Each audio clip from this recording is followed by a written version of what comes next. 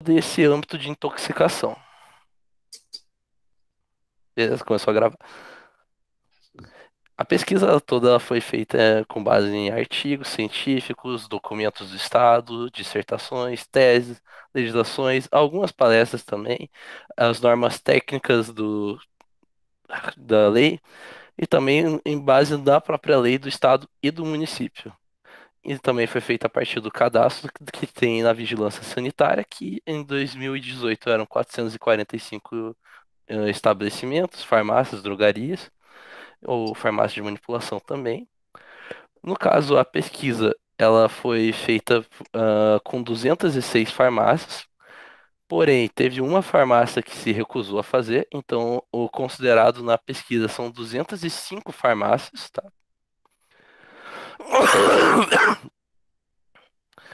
Todas essas farmácias elas estão com base ali na.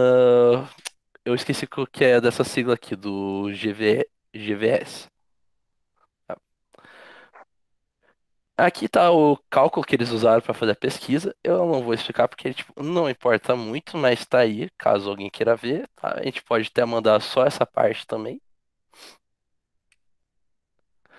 Ela foi feita entre março e outubro de 2018, através de um questionário com checklists e também entrevistas. Como eu falei, um dos estabelecimentos se recusou a participar. As farmácias elas são consideradas geradoras de resíduos sólidos e estão sujeitas a alguma regulação em relação a isso.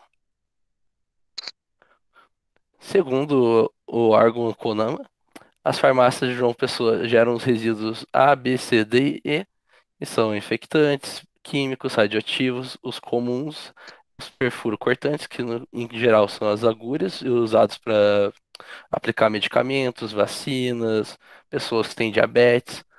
O que é menos produzido, é o químico. Minha parte. Aqui, Ju, é com você agora. Então, como o Fernando disse, né, que as farmácias elas produzem esses resíduos, das 204 farmácias, das 205, né, mas 204, elas dizem que não recebem os materiais da população, né? E um dos problemas que a gente encontra nisso é a falta de informação, né? Tem muitas pessoas, não só em João Pessoa, mas nos outros estados que não sabem, né? Que o descarte correto e adequado seria levar a uma farmácia. As etapas, né, que são feitas assim que a pessoa leva o medicamento, eles são embalados, né, etiquetados, e aí ele vai para o distribuidor leva para a indústria, que tem a responsabilidade de dar o destino correto, que seria ou incineração ou lixões de grau 1. Como não existe uma lei de fato para todos os estados que obriguem, muitos não se veem na obrigação e na sua responsabilidade de colocar o coletor, de ser mais incisivo nessa parte para a população levar até a farmácia, né, o ponto de coleta. Porque um dos problemas apontados, né, por eles foi que não fica visível, né, para as pessoas. E aí, tipo, não tem informação, não fica visível, fica muito difícil as pessoas levarem até lá e saberem, né? E a gente sabe que hoje não só os medicamentos, qualquer coisa que a gente descarta no lixo de forma inadequada, ela gera um prejuízo enorme para o meio ambiente e para as próprias pessoas que vão manusear, né? Tipo, por exemplo, colocar vidro de qualquer forma no lixão, né? Óbvio que a próxima pessoa que vai manusear, ela pode se contaminar, ela pode se cortar, ela pode pegar outras doenças. E com os remédios, seringas, isso é ainda maior, né? Porque a gente não sabe se a outra pessoa que utilizou isso aí, ela tem uma doença ou não. Por isso que é muito importante ter uma coleta segura, uma coleta eficaz e que todo mundo saiba a importância disso. Então, o procedimento correto seria ter o coletor com um dispensador anti-retorno, né, para que as pessoas não peguem. E todo esse custo, né, que tipo, eu estava vendo que ele vai girar de 350 a 600 reais, o que é um custo muito alto para a farmácia, né, que ela seria a responsável por pegar esse material, embalar e levar, né, para o distribuidor coletar. Aí, após isso, eles têm que ser pesados e anotados, né, etiquetados e registrados no portal do GAP, que é o Grupo de Acompanhamento e Performance, né? E aí, quando analisados na cidade, né, de João Pessoa, as pessoas elas têm que levar o medicamento até lá e preencher um formulário, o que gera muitas vezes dúvidas, né, para as pessoas, porque elas têm dificuldade em preencher esse formulário. Então, ele teria que, tipo, essa lei ou uma emenda, ela teria que ser mais clara e mais fácil para as pessoas, né, que vão descartar, ou até mesmo o farmacêutico orientar que fosse mais fácil para que todo mundo pudesse descartar o medicamento e que elas pudessem preencher as informações ali de forma mais clara, né? Aí, algumas farmácias que aderiram, né, esse método de colocar os coletores na área de circulação, eles foram orientados pela vigilância sanitária a retirar por uma questão de saúde pública, né? Então, tipo, ainda essa questão, ela é meio embaçosa, né? Porque trava em algumas coisas, porque ao mesmo tempo que, tipo, a farmácia vai lá, coloca, aí a vigilância pede para retirar, então acaba ficando bem confuso, né? Tipo, né, baixa nessa questão, a falta de informação e tudo regido por leis, né? Quando a gente tem uma lei clara sobre como deve ser, fica tudo mais claro, né? E aí mais farmácias vão aderir. Tá. Então, fica claro que, tipo, existe muita burocracia para a pessoa, elas não se sentem interessadas e motivadas, elas não têm incentivo para levar os medicamentos até lá.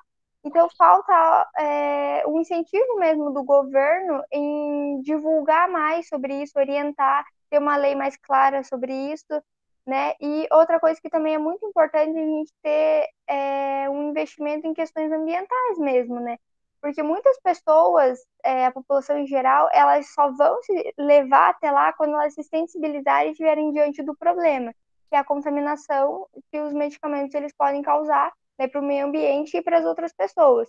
Então, a partir do momento que a gente choca as pessoas diante do que está acontecendo, que é essa contaminação, elas se veem mudar, se veem obrigadas a mudar, são tocadas para que ocorra uma mudança. Né? Por isso que a informação é muito importante do que está acontecendo e para que tipo, esse processo ande, né? Não fique só parado lá na câmera, né, sendo jogado, que isso seja algo que vá para frente mesmo. Próximo, Gustavo. Então, e nessas farmácias, grande parte delas não tinha um método de divulgação, sendo 117 das 205. Tinham algumas que tinham até placas informativas, outras os funcionários da farmácia até orientavam, e outras tinham ambas, quanto a placa e quanto a orientação dos funcionários. E foi interessante que, dando uma pesquisada melhor nessas situações de coleta de remédios, que em São Paulo foi feito uma máquina que ela tinha uma telinha, você colocava o remédio e era descartado. E esses são os principais métodos. Tinha até farmácias que utilizavam até o rádio como um método de divulgação. E na secreção dos resíduos e medicamentos descartados, a gente sempre tem que ter um cuidado necessário, né? Porque muitos medicamentos podem acabar, como o Fernando disse, contaminando outras pessoas sendo descartada incorretamente. Nesse ano, a UFJF, fez uma pesquisa no Rio Paraíba, onde 116 produtos, grande parte farmacêutico, foram encontrados, onde podia acontecer problemas para as outras pessoas que utilizam o rio para outras necessidades. Sendo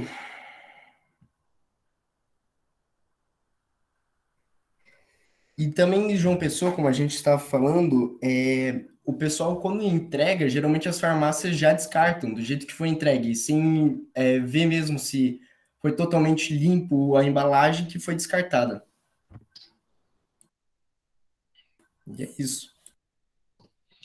Isso, obrigado.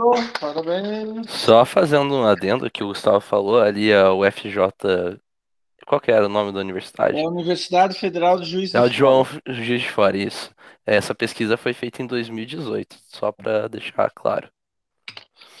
Hoje em dia está constatado que está ainda pior.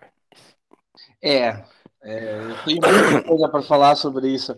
Eu só quero fazer algumas observações, se vocês me permitem, e vão me permitir, é lógico, né? Será? Como vocês têm que fazer, assim, tem pouco tempo para fazer e passar muita informação, é sempre legal, em vez de colocar frases inteiras, colocar itens. Aproveitar melhor um pouco o espaço, eu tinha alguns slides que tinham espaço livre muito grande. Não se esqueçam de colocar o sitezinho ali debaixo das figuras. Então, vocês podem colocar bem pequenininho, letra 8, copiar o site que está aqui em cima, né? Vocês copiam e colam ali. Cuidado com linguagem muito popular, tá? Algumas vezes a gente tem que tomar cuidado com isso, que algumas vezes as pessoas que estão assistindo, vocês não gostam muito disso, tá? Mas, assim, esse é um assunto extremamente importante, pessoal. Eu me lembro, há uns 25, 30 anos atrás, quando eu ainda não trabalhava com gestão ambiental, eu perguntei para minha cunhada, que é farmacêutica, aonde que eu jogo o remédio vencido, aonde que eu levo o remédio vencido?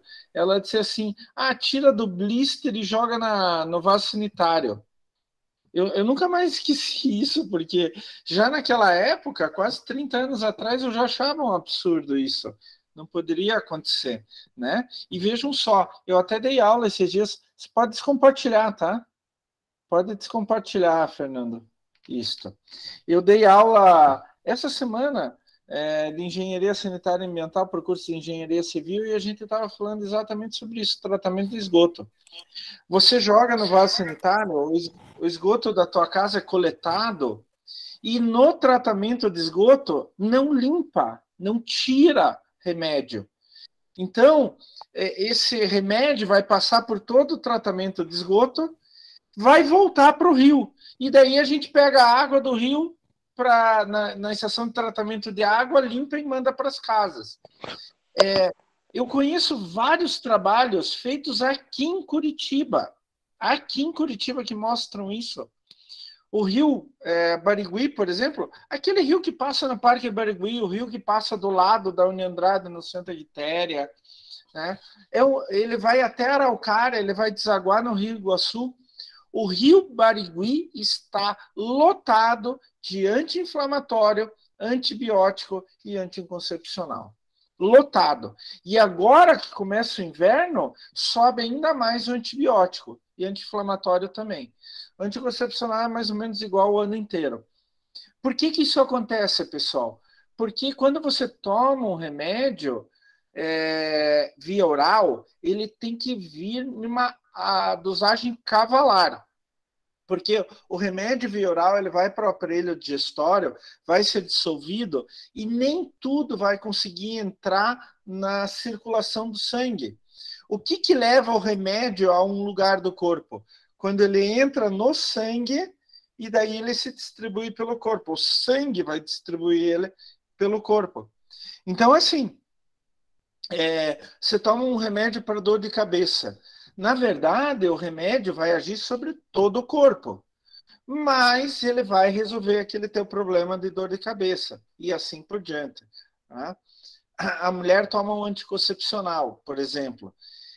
O anticoncepcional tem que ir até o ovário, né? Mas vai para o corpo inteiro. Só que, ao mesmo tempo que vai para o corpo inteiro, vai para o ovário. É por isso que muitas mulheres têm efeitos colaterais sérios com o anticoncepcional. Chega até o ponto que elas não podem tomar anticoncepcional. Porque o hormônio daí vai para o corpo inteiro. Ele também vai para o ovário. Faz o efeito dele lá. Mas desregula o corpo inteiro. A mesma coisa com antibiótico, com todos os anti-inflamatórios. Então, você toma um paracetamol. Ontem eu tomei vacina, a 4ª dose. né? Eu tô velho já, eu sei que eu tô velho, mas eu tomei a 4ª dose de Covid. E daí eu tomei AstraZeneca, e a AstraZeneca sempre me dá, das 4 doses que eu tomei até hoje, 3 foram AstraZeneca e uma Pfizer. E a AstraZeneca sempre me dá reação. Então eu tive que tomar um paracetamol. Tá doendo aqui o braço, principalmente esse braço aqui. Começou a doer no local da vacina e aumentou para o braço. Não tá doendo o resto. Eu tomei um paracetamol. O paracetamol ele vai agir no meu corpo inteiro. Só que não precisa no resto, só precisa nesse braço. Daí o efeito só vai aparecer nesse braço. Não é que o paracetamol só vai nesse braço, né? Então, assim, é um problema sério hoje nos rios, restos de medicamento, porque o pessoal joga no lugar errado. Ou quando a gente toma muito medicamento, uma boa parte sai pelas fezes e pela urina e vai para o esgoto. Daí o pessoal joga no vaso sanitário o resto do medicamento ainda vencido, para ajudar mais um pouco. Então é um problema sério. E vocês colocaram algo extremamente importante, a Ju falou ali, deixou bem claro. Quais são os maiores problemas? Falta de divulgação, falta de educação, falta de conscientização. Esses são os maiores problemas. São problemas gigantescos. Eu sempre... Nossa, a gente falou durante o semestre inteiro que um dos principais pontos da logística reversa, diferentes da logística tradicional, é a coleta do material. Enquanto na logística tradicional você pega de um ponto e distribui, na logística reversa você tem que pegar de milhares de pontos e levar para um lugar só. E isso é um problema. Então a gente discutiu, por exemplo, lá nos descartáveis, papel, plástico, etc., várias maneiras, né? Tem o lixo que não é lixo, tem o catador, tem os pontos de coleta e etc. Então tem várias maneiras diferentes. Dá certo cada tipo, cada método, cada estratégia vai ter seus pontos prós e pontos contra. A estratégia de passar com um caminhão na frente de casa. Ótimo, maravilhoso, mas custa. Custa caro pra caramba. A estratégia de ter pontos de coleta, ecopontos. Ótimo, o meu custo desce lá embaixo, mas quem que vai levar até lá?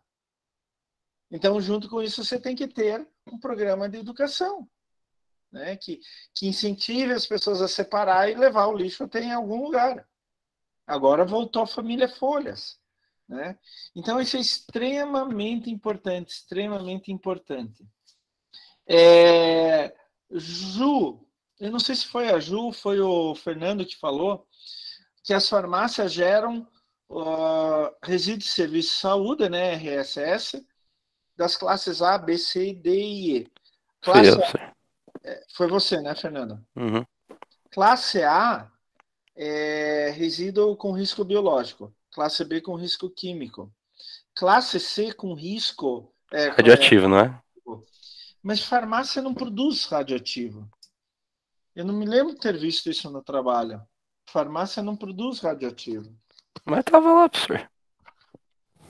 Se a farmácia produzir radioativo é muito, muito, muito pouco. Muito, muito pouco. Professor, só você falou dessa parte de produtos radioativos, não é bem um remédio, né? Mas também chega a ser um produto. Eu lembrei daquela situação que aconteceu em Goiás, sabe? Sim. Aquele é um equipamento, Césio. eu acho que usava... O Césio 137, essa história foi muito importante, Eros, porque assim, tinha uma clínica que tinha um aparelho de raio-x que usava Césio 137 como fonte de radiação para fazer o raio-x. E essa clínica não queria mais o aparelho e simplesmente jogou num terreno baldio.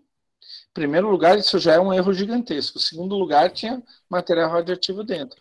Daí um catador veio, estava tudo aberto, veio e viu um pozinho fosforescente. Ai, que bonito, vou levar para os meus filhos brincarem.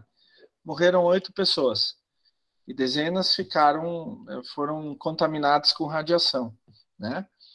Quando aconteceu, foi o segundo maior acidente radioativo da história da humanidade, só perdia para Chernobyl. Depois, em 2011, teve Fukushima, no Japão, né, que explodiu por causa de um maremoto, né, de um tsunami, uma usina nuclear. E daí o Césio-137, Goiânia, passou para terceiro lugar. Fukushima foi para segundo e, obviamente, Chernobyl continua em primeiro, né? Mas, assim, não é normal em farmácia.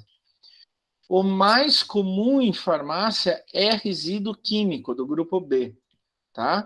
Resíduo biológico tem, daí o grupo D é resíduo reciclável, que daí vai para reciclagem normal, né? Papel, plástico.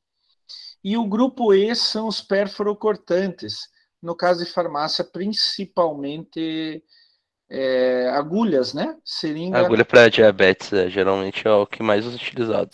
E eles também aplicam várias outras coisas, né? A minha mãe, volta e meia, tem que ir na farmácia receber remédio direto aplicado assim, né? Então, é um problema grande e a gente tem que começar a se mexer. Até um professor lá da Unandrada, o professor Javier, ele participou, ele é farmacêutico, participou durante muito tempo de discussões para isso, tá?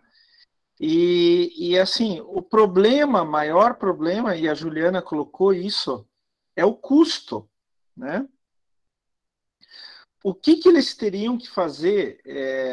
Esse custo tem que ser absorvido não pela farmácia, ou pelo menos não todo pela farmácia, mas uma grande parte do custo ser absorvido pela indústria. Então, corresponsabilidade da farmácia? Mas como a indústria é que produz esse material, uma boa parte do custo deveria ser coberto pela indústria e uma parte menor pela farmácia. Pessoal, o cliente, nós temos corresponsabilidade nisso? A equipe que fez, o que vocês acham? A gente tem corresponsabilidade? Sim, a gente tem. Claro. E como que é essa? Por que a gente tem corresponsabilidade? Porque a gente está consumindo. Mas a gente também tem que ser informado. Isso, eu ia dizer que, tipo, como a logística é reversa, seria, tipo, o consumidor retornar esse produto. Então, tipo, vendo o material ali, ele tem que ter uma certa consciência que não é um material comum, que ele não é, para ser descartado em qualquer lugar, né? Sim, Então, ter essa consciência, essa informação é muito importante, né? Seria muito caro fazer tipo que nem faz com os lixos aqui em Curitiba, de um Uhum. caminhão, um carro, passar para pegar as coisas. A própria farmácia pegar é meio inviável Não, pelo isso custo. não é meio inviável, isso é totalmente inviável. Isso Mas vai aí, acontecer em lugar nenhum do mundo.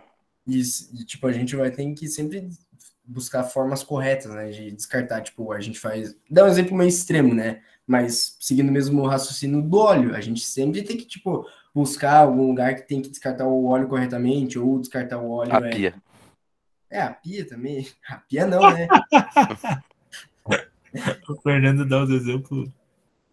Não, aí vocês entenderam o que eu quis dizer. O Fernando...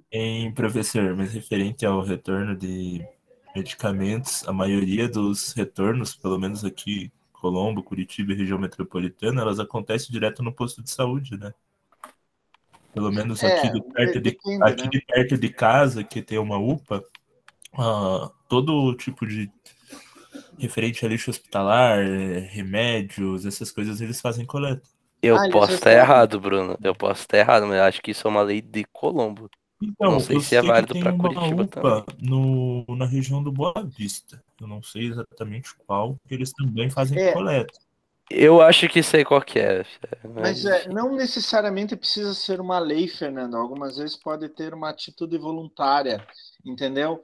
Uma prefeitura fez voluntariamente esse programa, né? Independente se existe ou não lei, tá? Ah, Mas e, a Juliana... e referente Fale, à fale. informação, alguns remédios eles possuem na bula do remédio como fazer o descarte também. Exatamente. Hoje a bula de remédio é gigantesca, né? É um livro, né, gente? Você abre uma bula assim, sai uma montanha, sabe? Um negócio desse tamanho, assim, letra pequena. Mas, assim, eu acho que a Juliana falou um negócio extremamente importante. Primeiro lugar, a gente tem corresponsabilidade, sim. O consumidor tem corresponsabilidade, sim, mas ele precisa ser informado, conscientizado, educado dessa corresponsabilidade. É isso que eu quero que vocês entendam. Então, algumas vezes, a indústria que tem que fazer a logística reversa, por lei, por causa da Política Nacional de Resíduos Sólidos, essa indústria diz assim, mas eu não é minha responsabilidade educar o povo a devolver. Faz parte. Claro que o governo pode assumir uma parte dessa responsabilidade de conscientização, de educação. Claro que pode, não tem problema. Mas a indústria também tem que mostrar isso.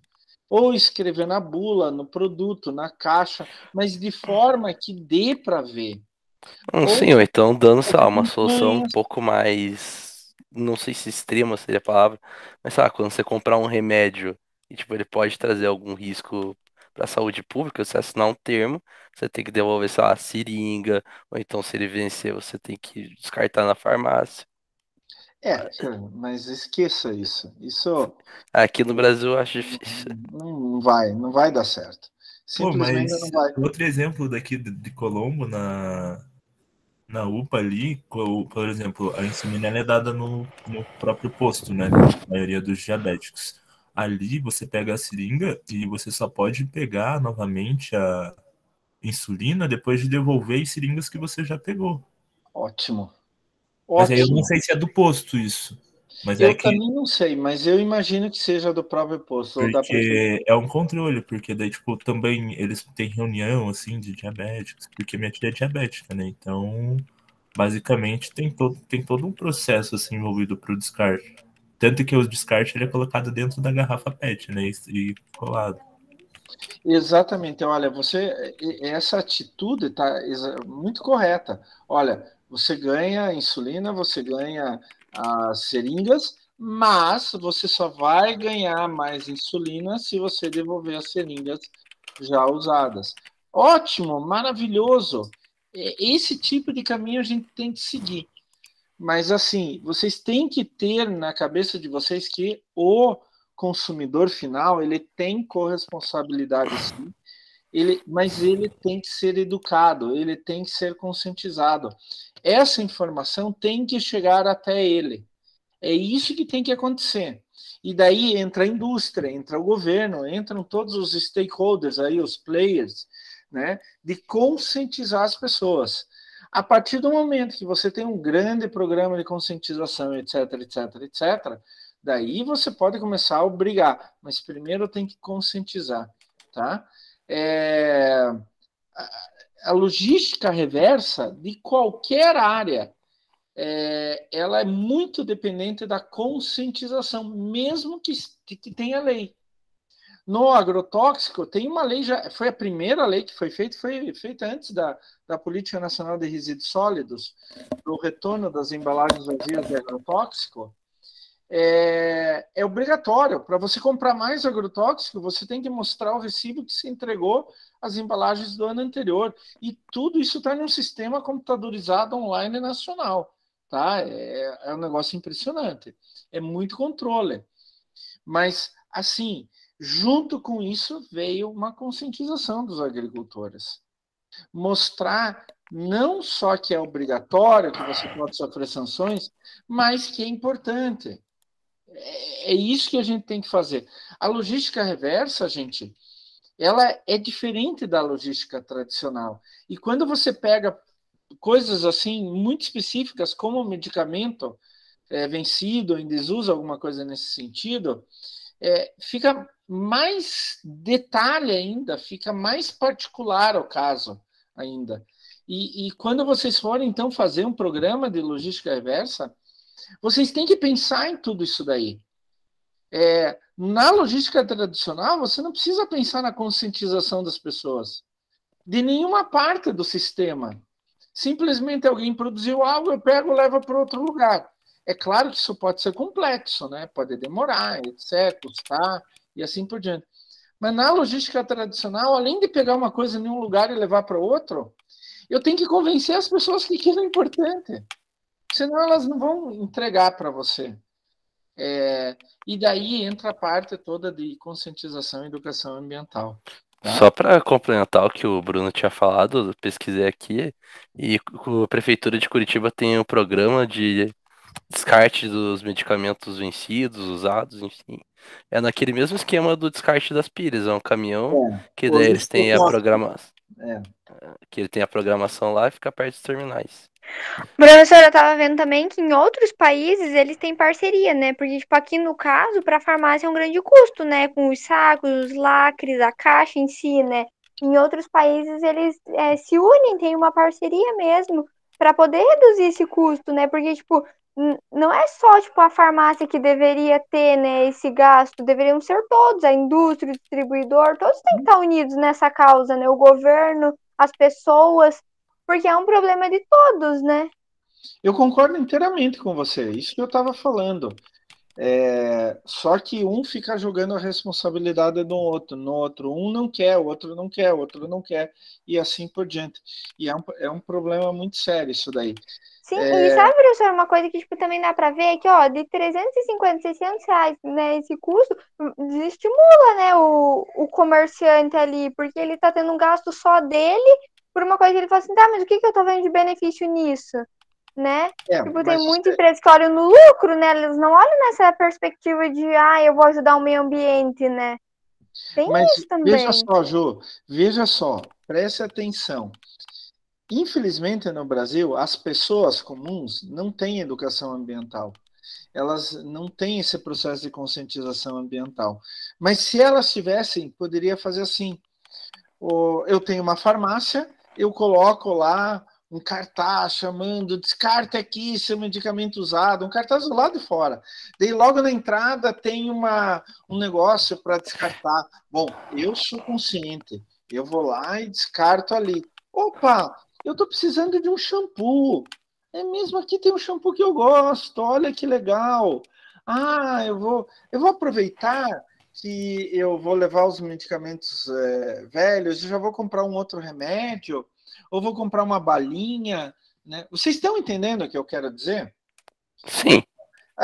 Se a nossa população tivesse tudo isso daí, toda essa educação ambiental, com certeza a farmácia ia ganhar mais do que ia gastar.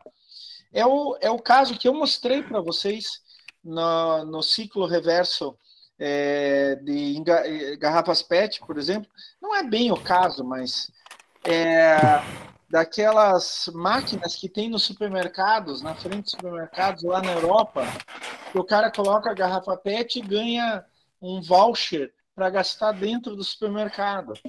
Eu até comentei com vocês que uma vez eu vi de um brasileiro que ia todo dia, daí ele comprava o café da manhã dele naquele dia com os vouchers das garrafas PET que ele catava por aí, os amigos separavam para ele, não sei o que mais, etc. Então, isso é uma forma de chamar. Olha, venham aqui, se vocês colocarem a garrafa aqui, vocês vão ganhar, sei lá, 5 cents de euro por garrafa. Vocês estão entendendo? Então, a logística reversa, ela tem que ter esse outro componente, essa coisa diferente, tá? E vocês têm que pensar muito bem nisso. Tem que pensar muito bem nisso. Então, esse artigo que eu mandei para vocês, além da importância, né, medicamento é um negócio muito sério, ele faz a gente prestar atenção em alguns detalhes como esses, que não tem na logística tradicional, que não tem nos canais de distribuição tradicionais.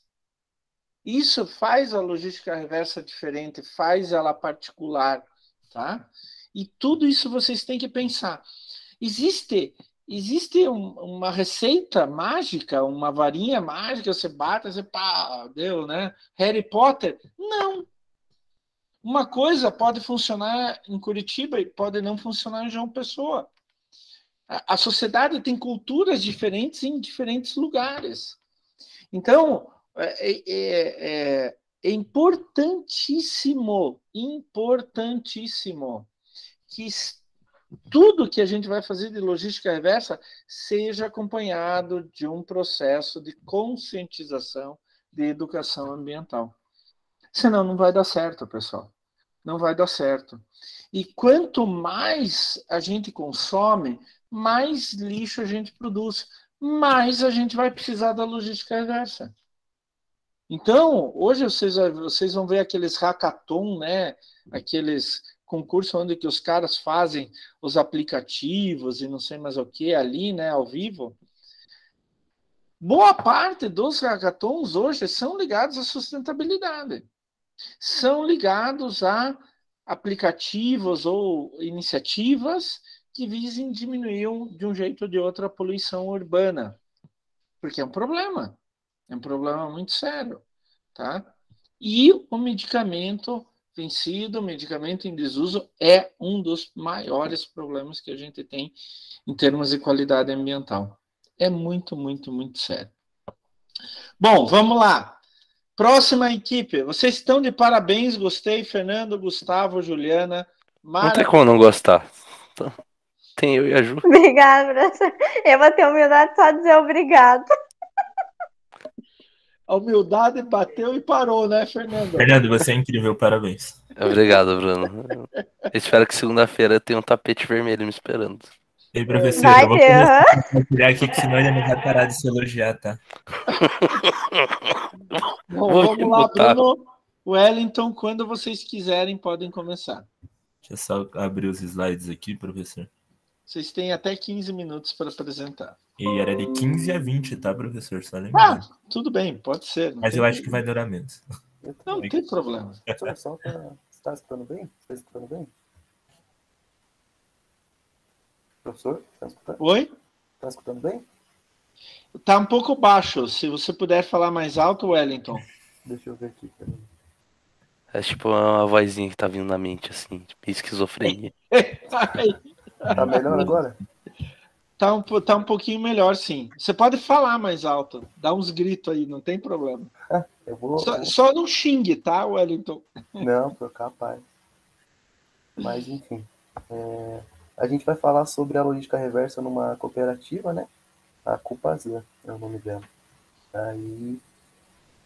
Bom, o senhor passou o artigo sobre essa cooperativa. E aí, esse trabalho que a gente vai apresentar consiste em apresentar de forma clara como que funciona a logística reversa das embalagens, né, nessa cooperativa, né?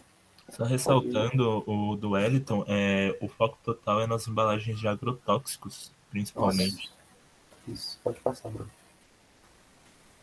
E aí, bom, uma das palavras que a gente mais viu nesse artigo foi esse cooperativismo, né? Que nada mais é do que a união de pessoas com interesse em comum, interesse em prol da sociedade, mas sendo mais específico.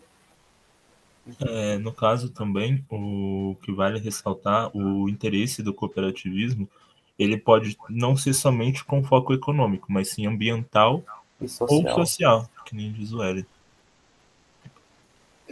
E aí a gente tem sete princípios, né, da responsabilidade social empresarial, que é a adesão livre, que significa que, por exemplo, se alguém quer se tornar sócio de uma cooperativa, não pode ter uma restrição arbitrária para essa pessoa. O único limite, por exemplo, é a própria adesão, né, e é imposto pela finalidade da própria cooperativa. E aí a gente tem a gestão democrática, que nada mais é do que democracia, né? Tem os princípios econômicos, né?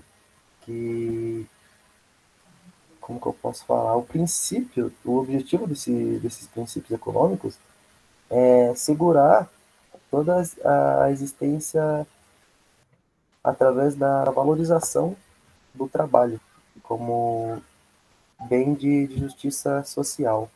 Não sei se ficou claro, se deu para entender. E aí a gente tem a autonomia e independência, que para uma cooperativa se tornar autônoma, ela pode firmar acordos com outras cooperativas, né? E aí, ou elas podem recorrer a capital externo, né? Também. E tem que ter controle, elas possam ter controle democrático pelos seus membros para manter essa autonomia na cooperativa. E aí tem a educação, formação e informação, né? Que nada mais é do que a própria empresa, a própria cooperativa promover a educação e formação dos seus membros, né? Para que eles possam trabalhar de uma forma eficaz e para o próprio desenvolvimento da cooperativa. E geralmente são jovens que entram nessas cooperativas para que eles possam ter essa formação, né? Tem a intercooperação, né, que faz parte desses 7 princípios, e é a parceria entre as cooperativas, né, que juntas elas só têm a se fortalecer, né, fortalecer o mercado cooperativista, e os associados também dessas cooperativas, a própria sociedade também se beneficia desse modelo. E aí tem o interesse pela comunidade, né, e o principal objetivo mesmo é o interesse pela comunidade. É bem intuitivo. Ela trata do trabalho que as cooperativas podem desempenhar para o desenvolvimento sustentável da sociedade e das políticas aprovadas pelos associados, né? E aí são esses os 7 princípios que uma cooperativa tem que ter de responsabilidade social e empresarial. Pode passar, Bruno, por favor. E para uma cooperativa ser autossustentável e ter sustentabilidade organizacional, ela tem que ter esses 3 pilares, né? Que é social, ambiental e econômica. Então, a cooperativa ela tem que, para ela para ela ser autossustentável, ela tem que ter recurso suficiente para se manter tanto social, ambiental e economicamente. Só pontuando também a questão do Wellington, os quesitos de âmbito social e ambiental, ambos andam junto, porque dentro da cooperativa você estimula a pessoa socialmente a ter a consciência ambiental, então vem de outros fatores também. E a econômica é mais ligada ao financeiro da própria cooperativa, dentro dos seus colaboradores, né? Isso. Pode passar. E aí é um pouco da história, né, de como a cooperativa começou. Ela foi fundada por 76 sócios em 1991. E inicialmente a sua principal atividade era a coleta de grãos. E aí com o passar do tempo, né, a população foi se expandindo e aí a cooperativa teve que se expandir também e colocar a logística reversa como um dos seus principais quesitos, né, um dos seus principais atividades. Pode passar, Bruno. E aí é mais uma breve definição, né, de logística reversa, que é nada mais do que o processo de pós-venda e pós-consumo, né, de como esse produto vai voltar para uma empresa, eu esqueci o nome que você falou na aula passada, aonde os produtos voltam. Os pontos de coleta. Isso. Pode ser qualquer coisa aí. Não, aqui não é lixão, é... aterro. Isso. Não, mas nem sempre vai para aterro, né? É que tem outros, né? Tem um aterro, teve outros que o professor falou. Pode ir para remanufatura e assim por diante, né? Isso, reciclagem. Reciclagem. Enfim, a logística reversa, né? Ela se constitui em como vai ser a vida útil depois desses produtos serem consumidos, né? Como que eles podem retornar para a própria empresa ou para outros lugares. Pode passar, Bruno. E aí são as embalagens de agroquímicos, que a poluição deles é altamente química, né? A poluição dessas embalagens, além de poder se transferir para o solo, ela pode também se transferir para a água, e aí é um grande problema, né? Porque se ela for para os rios, dificilmente vai ser retirada de lá essa poluição, né? Pode passar, Bruno. Qual é a tua parte agora? Agora é a minha parte. Aqui tem os tipos de embalagens dentro dos agrotóxicos, né? Tem as laváveis, que são os plásticos, as latas de vidro, que geralmente são os produtos que realmente são dissolvidos em água antes. Então ele é o produto químico dentro da própria embalagem. Esse produto químico, existe o processo de lavagem, né? Que dentro da cooperativa é ensinado como fazer, que é a tripla lavagem. Mas no caso, nós temos também os não laváveis, que são normalmente o que é transportado, que é a contaminação da embalagem. Por exemplo, a gente pode colocar a parte dos papelão que é transportado através desse produto. Nós temos recentemente também o caso do professor Bruno, que ele falava que todos os produtos, eles podem sim sofrer contaminação. Quando um produto ele é químico, esse produto ele deve ser transportado de forma adequada e com uma única embalagem. E tudo que entrou em contato com esse produto, ele tem que ter o devido descarte ou a devida reutilização. Isso vai desde o caminhão que foi transportado até a coleta e até os que não estão diretamente ligados, né?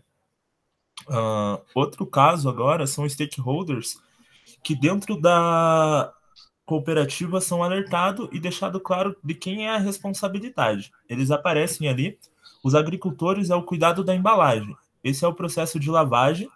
Dentro da cooperativa tem os palestras, tem algumas coisas que são feitas para não só ter o descarte correto, mas ter o cuidado correto da embalagem. Porque os produtos agrotóxicos, eles têm a grande vantagem no quesito do cultivo, né? Principalmente para manter. Mas os agricultores, normalmente, pelo menos por experiência própria, com família no interior, eles não são tão instituídos ou não são encorajados para aprender como lidar com o descarte desse material. Dentro da cooperativa, existe palestras, existem também algumas formas que aprendem e ensinam os agricultores, que é aquela tripla lavagem, que no caso você vai estar lavando de forma correta. Também tem os canais de distribuição, eles são responsáveis pela informação. No caso, quem atua como um canal de distribuição e coletor também é a cooperativa, eles atuam nessa forma ajudando, né? Eles recolhem as embalagens, eles são o próprio ponto de coleta, eles têm dentro da sua planta o ponto de coleta, onde basicamente você consegue deixar o produto, mas esse produto ele precisa chegar lá já com uma certa descontaminação. E temos a indústria, que é o destino. Esse daí já seria um quesito de né? Pós-coleta do produto para reutilização. Nem sempre ela ocorre. A indústria ela pode ser antes do pós-consumo. A própria indústria tem, em alguns casos, não é o caso da cooperativa, mas é um exemplo que vale ser citado, que eles não vendem, mas eles sim utilizam e fornecem o serviço completo, né? Que é a parte de usar o agrotóxico na sua plantação. Mas a questão maior a gente sempre pensa por que o agroquímico ele é utilizado na plantação. Os agrotóxicos, eles são hoje extremamente necessários, lógico, mas sempre tem que estar sendo usado com muito cuidado. Eles são utilizados para manter e espantar, lógico, principalmente pragas da plantação, que é o principal objetivo dele. Um fato que a gente colocou, que a cooperativa ela não está ligada e ela não está... O centro dela não é no Brasil, é no Paraguai. E no Paraguai nós não temos leis rígidas sobre logística reversa ou descarte de agrotóxicos. existe hoje é muito se falado referente a isso. Mas a visão da cooperativa hoje trabalha Em cima dessa, em só cima das embalagens. cortando o Bruno um pouco, em 2009 eles até criaram uma lei, né, que é a Lei 3956, se eu não me engano. E ela busca evitar efeitos prejudiciais à saúde, né, e ao meio ambiente também. Então, fazendo com que os geradores de agroquímicos eles tomem medidas para minimizar essa geração, né, Essa lei, Wellington, é no Paraguai. Isso, no Paraguai. Tá. Eu não conheço a legislação ambiental do Paraguai. É um pouco mais, digamos que atrasada, assim, no quesito tanto na parte ambiental, principalmente, não sei se todos já foram, mas a cidade de Leste, que faz divisa ali com Foz, parte de esgoto normalmente eles não têm ainda, então é algo que está começando a ser estudado. Mas, por exemplo, o Paraguai hoje é um dos maiores exportadores de soja, eles têm muita parte de plantação. Junto com isso, vem os agrotóxicos. E maior parte das vezes não é feita o descarte correto. Lógico que hoje, a visão da cooperativa, essa é uma fala do presidente, que ela está citada no próprio artigo, ele trabalha no meio disso coletando todas as embalagens de agrotóxicos e trabalhando com reflorestação. Ou seja, a cooperativa em si, eles não focam somente no quesito, seja econômico ou social, mas o foco também é no ambiental. Hoje, basicamente, com essa fala, mostra o intuito e como a empresa está inteira ligada a isso. A empresa, desculpa, não, a cooperativa, né? O desenvolvimento sustentável é uma necessidade do presente sem comprometer a habilidade das gerações futuras, no caso, né? E atender às suas necessidades. O maior aspecto, a gente fala sobre desenvolvimento sustentável, mas às vezes não entende o que é um desenvolvimento sustentável. Por isso que eu trouxe bastante dessas definições também, dos casos cooperativismo, desenvolvimento sustentável, para entender o trabalho. E aí a realização da logística reversa na cooperativa. Hoje a logística reversa dentro da cooperativa, possa ser que ela já tenha, eu não consegui achar mais dados, que o artigo ele tem uma data um pouquinho mais atrasada, mas naquele exato momento eles não tinham nenhum valor econômico, eles não tinham retorno financeiro a partir disso. Era totalmente um social e ambiental. Mas o que isso gera para eles? Marketing, né? Hoje a logística reversa é muito bem vista no mercado. Nós temos basicamente dentro do artigo 3 entrevistas, não são citados nomes, mas principalmente a conscientização dos próprios membros da cooperativa. Você consegue dentro disso ter uma expansão social, né? Que é dentro das palestras que são promovidas, mas eles não têm nenhum retorno exatamente financeiro. É totalmente um retorno ambiental e a parte também social, na conscientização. Os benefícios socioeconômicos e ambientais estão se sobressaindo, né, podendo gerar receita e ajudar pessoas ao redor da organização.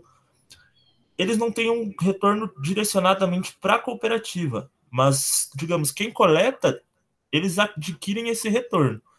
É estimado lá, por exemplo, as coletas são feitas 2, 3 vezes na semana. Lixo, principalmente na agricultura, ele gera muito.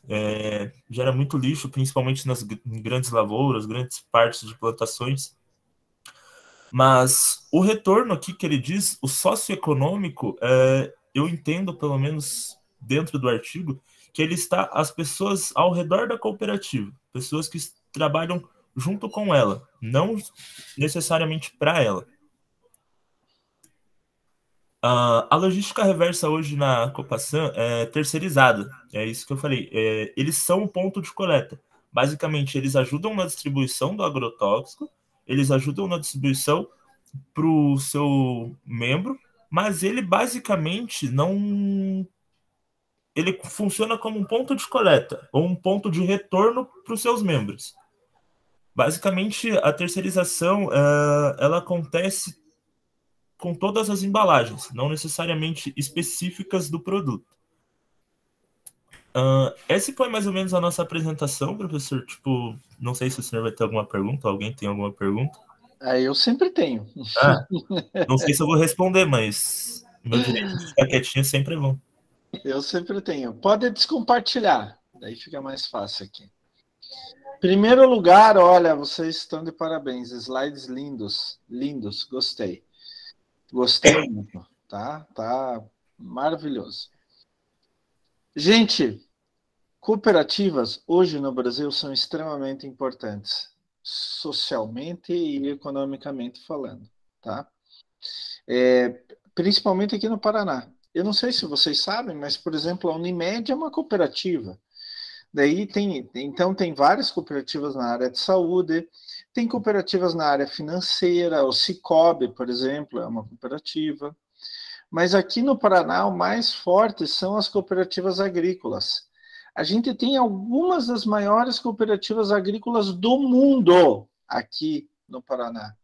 A Coamo, por exemplo, ela fatura mais de... A Coamo é a cooperativa de Campo Mourão, no interior, e ela tem unidades já em São Paulo, no Mato Grosso do Sul, aqui no Paraná, em Santa Catarina, no Paraguai. A Coamo fatura mais de 10 bilhões de reais por ano. E não tem só a Coamo, tem a Copavel, Copacol, tem muitas e muitas cooperativas diferentes. Então, o que é a cooperativa, né? Você estava explicando, mas nada mais do que várias pessoas se reunir para ganhar escala em alguma coisa. Então, a Unimed. A Unimed pertence aos médicos. Não é uma empresa particular. Né? Fala, Wellington. Uma cooperativa nada mais do que várias pessoas que têm o mesmo interesse. Exatamente. A gente pode fazer uma cooperativa para estudar meio ambiente? Podemos, por que não? Né? Não precisa ter necessariamente como único intuito ter um hiperlucro ou alguma coisa assim. Então, e como elas tratam da reunião de pessoas, quem ganha são as pessoas. Então, você pega a Coamo, por exemplo. Eu sou associado à Coamo. Digamos que eu seja agricultor, sou associado à Coamo, Cooperativa de Campo Mourão. Eu vou vender a minha soja, meu milho, para a Coamo. A Coamo vai pagar o melhor preço possível. Ela não é um atravessador. Tá? Daí a Coamo vai vender, vai exportar esse milho, essa soja, ou vai transformar em óleo, ou vai transformar em farelo. A própria Coamo tem várias fábricas lá dentro que ela mesma pode beneficiar esse material. Ou simplesmente exportar, do jeito que está in natura. A Coamo vai escolher o caminho que mais dá retorno financeiro. Daí o que a Coamo faz? Todo o lucro, a Coamo tem lucro? Tem. Muito lucro. Muito lucro. Daí, quando chega no final do ano do exercício fiscal, a Coamo vai lá e divide o lucro. O agricultor, eu quando vendi para a Coamo, eu já vendi por um preço bom, e já ganhei meu lucro aí. Mas a Coamo ainda vai dividir os lucros dela com os agricultores associados. Então eu vou receber mais uma vez. E tem mais uma coisa, depois de processado o lucro, a Coamo ainda vai ter sobras financeiras. E se ela não destinar essas sobras para outra coisa, ela vai ainda destinar isso para os agricultores. Então imaginem, tem agricultor na Coamo que tem 10 hectares, é pequeno agricultor. Uma outra coisa que vocês falaram, sustentabilidade, desenvolvimento sustentável, social, ambiental e econômico. Eu tenho que pensar nas pessoas, eu tenho que pensar no meio ambiente e eu tenho que pensar em ganhar dinheiro, ter lucro. E hoje dá para fazer esses três. Gente, não caiam naquela ladainha, historinha de gente preguiçoso que está na Idade Média ainda. Se eu for investir no meio ambiente, eu não vou ter retorno. Vai! É isso que vocês têm que começar a pensar. Vamos pensar o seguinte, a Europa não compra mais soja da Amazônia. Vocês já ouviram falar disso? O McDonald's não compra matéria-prima que veio de desmatamento da Amazônia. Não compra. Não compra carne da Amazônia, o McDonald's. E é um dos maiores processadores de carne do Brasil, sem dúvida nenhuma. Não estou dizendo que é bom ou ruim o McDonald's, tá? Mas é um dos maiores compradores de carne do Brasil, né? Então, assim, meio ambiente, dá para investir em meio ambiente e ganhar dinheiro. Hoje em dia dá. Nem que seja marketing. Nem que vocês vão para a TV e fazer uma propaganda. Nós não desmatamos a Amazônia. Então, social, ambiental e econômico. Nas cooperativas agrícolas, vocês falaram que o maior problema é embalagem de agrotóxico, eu concordo. Inteiramente. Vamos pegar de novo o exemplo da Coamo. A Coamo, ela compra agrotóxico direto da indústria e revende para os seus cooperados. Então, ela tem um lucro mínimo nisso, mas tem. Mas como ela compra uma quantidade gigantesca direto da indústria, ela compra um preço mais baixo. E daí vende por um preço mais baixo para o agricultor. Só que ela tem que seguir a lei. Tem que fazer a tríplice lavagem, que nem o Bruno falou, foi o Bruno que falou, né? Ela tem que seguir a lei, tá? Adorei aquilo que o professor Bruno falou, concordo inteiramente. Se você está transportando algo, por exemplo, vaza, tudo que entrou em contato ou tem que ser limpo ou tem que ser destinado da mesma forma. Então, por exemplo, vazou uma embalagem de agrotóxico no caminhão. Todo o papelão, por exemplo, que você podia separar como lixo reciclável, vai ter que ter uma destinação diferente, porque ele contaminou. O caminhão vai ter que ser limpo, não vai jogar o caminhão fora, né? Pelo amor de Deus. E assim, a gente comentou, olha a diferença de logística reversa do caso anterior para esse. No caso anterior de medicamento, a gente comentou que o consumidor tem uma corresponsabilidade, mas ele tem que ser educado para isso. No caso de embalagem de agrotóxico, pessoal, a responsabilidade do agricultor é gigante. É gigante. Ele, por lei, ele é obrigado a fazer isso. Não estou falando só da responsabilidade moral e ética do agricultor. É óbvio que ele tem. Eu, como consumidor final de medicamento, eu também tenho uma responsabilidade ética e moral de pegar o medicamento vencido e levar numa farmácia, ou no lixo tóxico da Prefeitura de Curitiba, ou numa UPA. Mas no caso do agricultor, ele tem obrigação por lei. Ele pode ir preso. Se vai preso, gente, é outros 500, tá? Eu não vou discutir isso. Mas se vai preso, é outros 500. Se faz isso tudo ou não, também é outros 500. Eu uma vez, 2009, eu nunca mais esqueço, fui apresentar um trabalho em um congresso de toxicologia em Gotemburgo, na Suécia, o CETAC Europa. E daí, eu até estava conversando, estava assistindo uma palestra com uma argentina que mora há muito tempo no Brasil, e conversando com ela, e ela estava, o orientador dela, um holandês, estava apresentando um trabalho sobre embalagem de agrotóxico no Brasil. E daí ele falou, olha, no Brasil, eles enterram ou queimam embalagem de agrotóxico. Eu quase parei a palestra e disse assim, não é bem assim, tá? Daí eu comentei com essa argentina que estava do lado, que ela participou desse trabalho, e eu disse, olha, no Paraná não é assim. Não é assim, de jeito nenhum. E daí ela falou, Cláudio, você tem razão, o meu orientador está falando do Amazonas, né, que eles fizeram trabalho no Amazonas. Então, a agricultura no Amazonas é incipiente comparado ao Paraná, né, não tem nem como comparar. E a quantidade de embalagens que se consome lá no Amazonas é muito menor do que aqui no Paraná. As instâncias no Amazonas são gigantescas, a fiscalização é quase inexistente. Aqui no Paraná, se você fechar o olho, tem um fiscal do teu lado. No caso de embalagem de agrotóxico.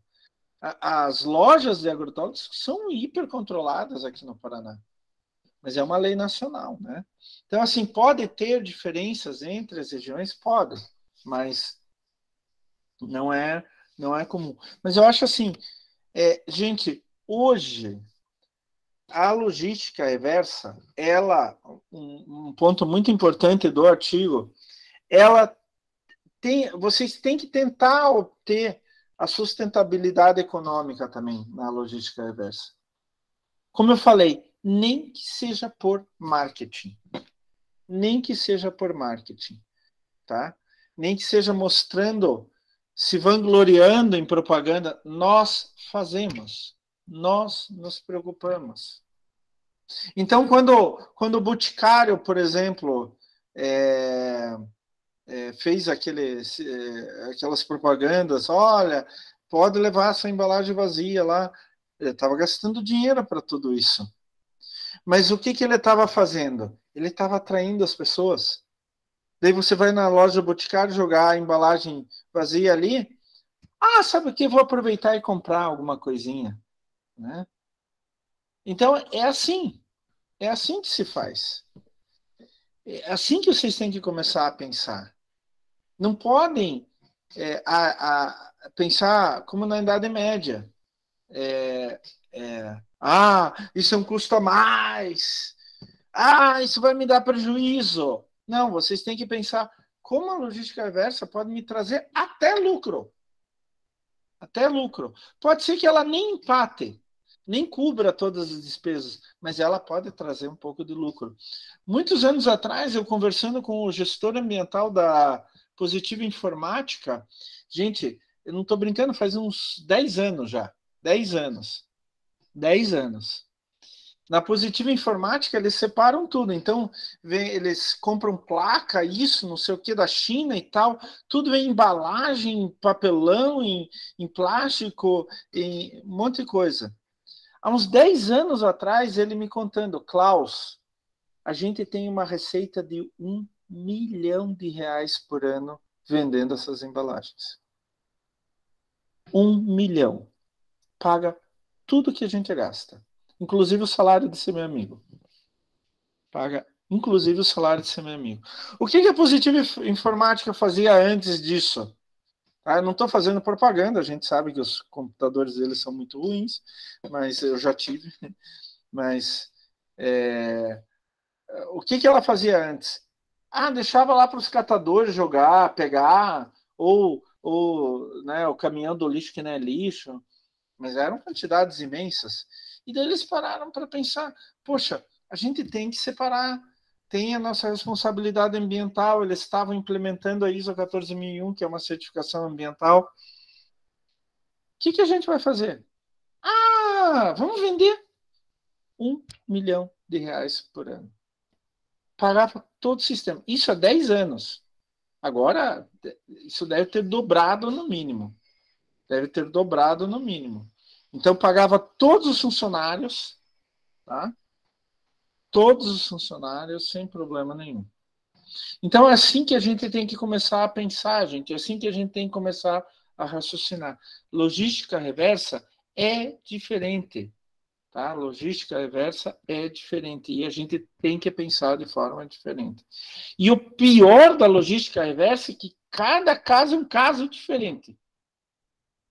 Não tem como comparar um com o outro. Eu estou fazendo logística reversa de papel. Eu estou fazendo logística reversa de vidro. Vamos fazer igual um outro. Não vai dar. Eu estou fazendo logística de reversa de papel em Curitiba. Eu estou fazendo logística de reversa de papel em João Pessoa. Vamos fazer igual. Não dá. Que cada um tem sua característica. Então, não é simplesmente fazer o sistema, você tem que monitorar o sistema para ver se está dando certo, o que pode melhorar, o que está ruim, etc. Tá? E esses cuidados que vocês têm que ter na logística reversa. Tá? Pessoal, logística reversa ela está entrando na lei, já tem muitas áreas, a gente já viu isso, já discutimos aqui. Tem muitos tipos de resíduo que já é obrigatório por lei, então pneu, os medicamentos estão sendo obrigatórios por lei, óleo de carro usado e outros. Mas vai entrar muito mais. Vai entrar muito mais. Tá? Hoje, aqui no Paraná, tem empresas especializadas em logística reversa. Muitas. Muitas. Elas só fazem isso, pessoal. Só fazem isso. Só logística reversa. Então, elas estão organizando sistemas de logística reversa para grupos de empresas, para empresas específicas, fornecendo serviço, controle e tudo mais. Tá? E é assim que vocês têm que começar a pensar a partir de agora. Logística reversa é básica, veio para ficar e não vai mais sair. E assim, num grupo de trabalho em logística reversa, você tem que ter especialista em meio ambiente, tem que. Mas você tem que ter obrigatoriamente especialista em logística. Se você não tiver um especialista em logística, na logística reversa, você não faz logística reversa. Não faz. Só o pessoal de meio ambiente não faz logística reversa. Para imaginar o sistema, para conceber o sistema. Gente, olha, eu só tenho a dizer parabéns para as duas equipes, tá? Vocês estão aí ainda, pessoal?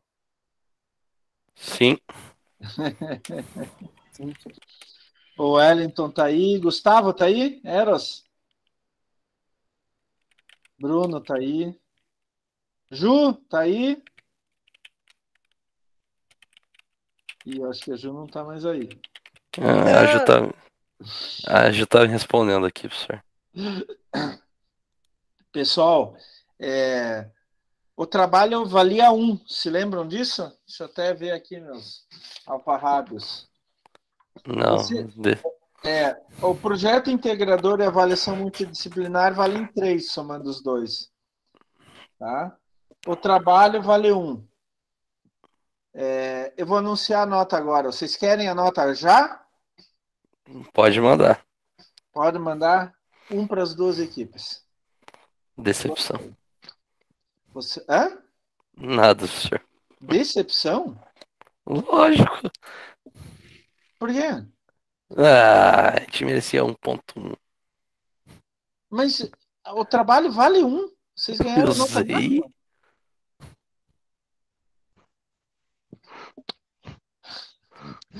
Gente, nós temos semana que vem, dia 1º, revisão para avaliação global 2.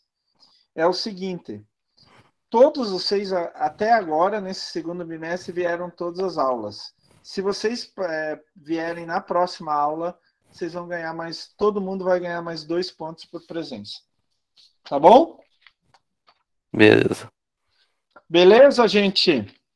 Wellington, chegando lá, hein, Wellington? Chegando lá, hein? Aos pouquinhos. Vamos passar direto, Wellington. Vai dar, filho, vai dar. Vamos lá. Gente, de novo, vocês estão de parabéns, adorei as nossas discussões aqui, as nossas ideias, foi muito legal. Desejo para vocês um ótimo final de semana, tá? Já comecem a estudar para as provas. Semana que vem a gente vai ter revisão, tá bom? Vamos dar uma revisada na matéria. Show. Boa noite, professor. Bom final de semana. Tchau. Boa noite, senhor. Boa noite.